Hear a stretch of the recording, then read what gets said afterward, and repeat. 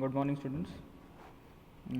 Now we are starting our second unit, that is hydroelectric power plant. Okay, so in this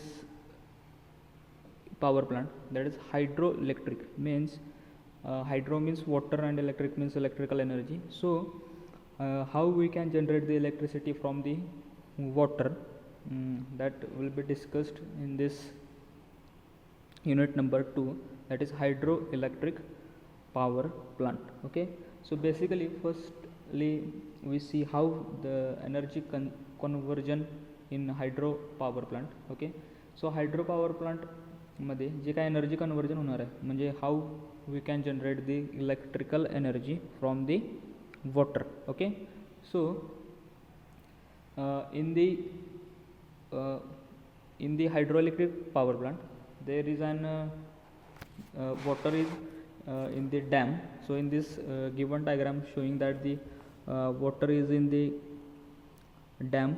So जे काय आपण water डॅममध्ये store करणार आहे त्या वॉटरची जी काय इनिशियली जी कुठली एनर्जी त्याच्यामध्ये असणार आहे ती एनर्जी म्हणजे कुठली एनर्जी असणार आहे तर potential energy. Okay, so potential energy is converted into the kinetic energy, and this kinetic energy is converted again into the turbine. Whenever there is a moving of turbine, there is an kinetic energy is converted into the mechanical energy, and after the output of electrical generator is electrical energy. So in this hydroelectric power plant there are the four energies which can be used to convert the water into the electrical energy. So firstly there is an potential energy of water is converted into the kinetic energy, and whenever there is an bombarding or feeding of the water into the turbine blades or the shaft, therefore the kinetic energy is converted into the mechanical energy, and rotation of the generator rotates, that converts mechanical energy into the electrical energy. So energy conversion is very simple. So there is an four energies, that is potential energy, kinetic energy, mechanical energy and electrical energy. Okay, so this is the hydroelectric power plant. In that there is म्हणजे आपण त्यात काय करू शकते energy conversion करू शकतो. Okay, so आता आपण जे काय मेन लेआउट आहे ते आपण डिस्कस करूया. इन द हायड्रोइलेक्ट्रिक पॉवर प्लांट ह्याच्यामध्ये सगळ्यात महत्त्वाचा जो काय तो म्हणजे कोण आपला रिझर्वायर. जो रिझर्वायर काय करतो आहे तर वॉटर काय करून ठेवते स्टोअर करून ठेवते. कुठं स्टोअर करणार आहे तो तर डॅममध्ये आपण काय करणार आहे वॉटर स्टोअर करणार आहे. ओके, सो ज्या वेळेला हे काय आलं तुमचा रिझर्वायर झाला की ज्याच्यामध्ये आपण काय करणार आहे वॉटर स्टोअर करून ठेवणार आहे. Next gate. आता ज्या वेळेला आपण जोपर्यंत आपण काय करत नाही हे गेट ओपन करत नाही तोपर्यंत काय होणार नाही डॅममधलं वॉटर गेटमधून आउटलेटला येणार नाही किंवा तुमचा जो काय सर्ज टँक आहे त्या सर्ज टँकमध्ये ते वॉटर येणार नाही. ओके, सो वेनेवर ज्यावेळेला तुम्ही काय करणार आहे गेटला ओपन करणार आहे त्यावेळेला त्या गेटमधून जे काय तुमची ही पाईप आहे ह्या पाईपमधून काय होणार आहे वॉटर थ्रू तुमच्या सर्ज टँकमध्ये येणार आहे ज्याला काय म्हणते आपण प्रेशर टनल म्हणते. काय म्हणते प्रेशर टनल. आता ज्या वेळेला तुमचं वॉटर सर्ज टँकमध्ये येणार आहे त्यावेळेला आपल्याला काय करायचं आहे टर्बाईनवरती हाय प्रेशर वॉटर टाकायला लागणार आहे.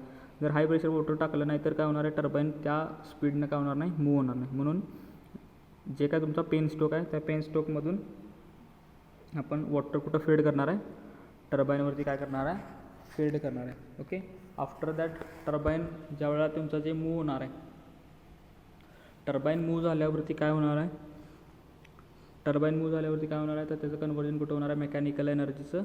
ज्यावेळेला तुमचा इलेक्ट्रिकल जनरेटर किंवा अल्टरनेटर आहे तो अल्टरनेटर मूव्ह झाल्यानंतर काय होणार आहे इलेक्ट्रिकल जनरेटरचं आउटपुट काय येणार आहे electrical energy. Okay, so electrical energy जी काय जनरेट होणार आहे ती आपण आपल्या कन्झ्युमर्सपर्यंत काय करू शकते वापरू शकते. Okay, so this is the basic of hydroelectric power plant. Okay, so आता याचं वर्किंग काय आहे किंवा कसं जनरेशन करणार आहे तर सिम्पल आहे. ते आपल्याला काय करायचं आहे तर हाय प्रेशर वॉटर आपल्याला पाहिजे. सो ज्या वेळेला डॅममध्ये पाणी असणार आहे त्यावेळेला ज्या वेळेला काय करणार आहे आपण high pressure water through gate open केल्यानंतर जे काय हाय प्रेशर वॉटर आहे हे आपण डायरेक्टली कुठे टाकणार आहे, टर्बाईनवरती टाकणार आहे. टर्बाईनवरती टाकल्यानंतर त्या टर्बाईनचं आउटपुट हे इलेक्ट्रिकल एनर्जीमध्ये आपल्याला त्याचं कन्व्हर्जन आपण काय करणार आहे. इलेक्ट्रिकल एनर्जीमध्ये कन्व्हर्जन केल्यानंतर जो की हायड्रो इलेक्ट्रिक पॉवर प्लांट आहे, तो हायड्रो इलेक्ट्रिक पॉवर प्लांट आपण कशासाठी यूज करणार आहे तर पॉवर जनरेशनसाठी यूज करणार आहे. Okay, so this is the basic of the hydro electric power plant.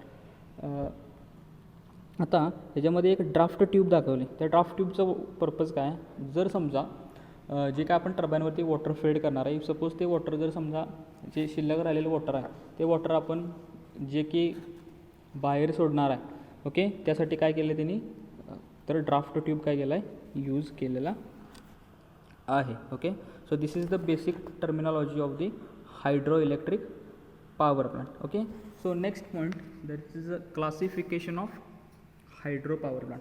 आता classification of hydro power plant according to the capacity. Okay, so कपॅसिटीमध्ये काय येणार आहे, large capacity, medium capacity, small capacity, minimum capacity, micro capacity and pico capacity. आता हे capacity म्हणजे काय, according to the जे काय तुमचं पॉवर प्लांटचं जनरेशन आहे, okay, according to that generation capacity is preferred. Okay, so large capacity म्हणजे किती असणार आहे, more than 100 megawatt. Okay, more than 100 megawatt. Medium capacity असेल तर मोर दॅन किंवा 15 megawatt to 100 megawatt. Small hydro power plant 1 megawatt to 15 megawatt. Minimum किंवा mini hydro power plant म्हणजे 100 kilowatt to 1 megawatt. Next micro hydro plant 5 kilowatt to 100 kilowatt. And last is the pico hydro plants up to 5 kilowatt. Okay, so जो काही large कपॅसिटीवाला hydro power plant आहे तो आपण large grid सिस्टीममध्ये वापरू शकतो. म्हणजे ओव्हरऑल एनर्जी ट्रान्समिशनसाठी आपण काय करू शकते वापरू शकते. जर रिजनपुरतं किंवा आपल्या घरापुरतं जर तयार करायचं असेल तर त्यासाठी आपण पिको हायड्रो पॉवर प्लांट वापरू शकतो. स्पेसिफिक एरिया किंवा स्मॉल एरिया किंवा इंडिव्हिज्युअल इंडस्ट्री असेल किंवा इंडिव्हिज्युअल होममध्ये जर जास्त प्रमाणात लोड असेल तर आपण तिथंही काय करू शकते पिको हायड्रो पॉवर प्लांट वापरू शकतो. ओके, सो नेक्स्ट क्लासिफिकेशन आहे according to the head. Okay, according to the head म्हणजे काय तर जो काही जे काय आपण वॉटर फेड करणार आहे, ओके, कशावरती वॉटर फेड करणार आहे तर टर्बाईनवरती जे काय आपण वॉटर फेड करणार आहे. So depending upon that head, म्हणजे जर जास्त मोठ्या साईजचा जर हेड असेल तर आपण कसं एनर्जी जनरेट करणार आहे हे आपण वन बाय वन नेक्स्ट जे काय तुमचे वेगवेगळ्या टाईपचे पॉवर प्लांट्स आहेत त्याच्यामध्ये आपण वन बाय वन डिस्कस करणार आहे की हाय हेडमध्ये काय होते, मीडियम हेडमध्ये काय होते, लो हेडमध्ये काय होते. फक्त क्लासिफिकेशनसाठी लक्षात घ्या की काय कसं होणार आहे. Okay, next according to the purpose. Okay, single purpose आणि मल्टीपर्पज. आता सिंगल पर्पज म्हणजे काय, जर इंडिव्हिज्युअल होमसाठी किंवा इंडिव्हिज्युअल विलेजसाठी जर वापरायचं असेल किंवा इंडिव्हिज्युअल इंडस्ट्रीसाठी जर वापरायचं असेल म्हणजे सिंगल एंटिटी असेल तर आपण काय करतो आहे सिंगल पर्पज वापरतो. मल्टीपर्पज असेल तर व्हेरियस म्हणजे भरपूर ठिकाणी जर तुम्हाला वापरायचं असेल तर depending upon that the power generation is happens. Okay, next according to the facility types. आता तुम्ही जो काय पॉवर प्लांट उभा करणार आहे तर त्यासाठी काय करणार, कशात वापरणार आहे, रन ऑफ रिव्हर. म्हणजे जर वॉटर जे काय तुम्ही डायरेक्टली नदीमध्ये जे काय पाणी डायरेक्टली आपलं फ्लो होते ते डायरेक्टली जर तुम्ही टर्बाईनवरती फेड करणार असाल तर रिजनरेशन करू शकते. किंवा रिझर्वायर जसं की आपण पॉवर प्लांटमध्ये एखाद्या जनरेशन करायचं असेल तर तसंही करू शकते. किंवा जो काय तुमचा डॅम असेल डॅमवरतून पण आपण थ्रू पेनस्टॉक आपण जनरेट करू शकतो. किंवा स्ट्रीमपासून पण तुम्ही काय करू शकता जनरेशन करू शकता. किंवा पंप्ड स्टोरेज असेल म्हणजे जे काय तुम्ही वॉटर स्टोअर करून ठेवले आणि ते तुम्ही पंपनं जर हाय स्पीड ट्रान्सफर करणार वॉटर फेड करणार असाल टर्बाईनवरती तर तसंही करू शकता. Okay, so this is the classification for the hydro power plant. Okay, so today we stop here. In next lecture we've seen the various types of the turbines, that is Pelton turbine, Francis turbine and Kaplan turbine. Okay, so thank you.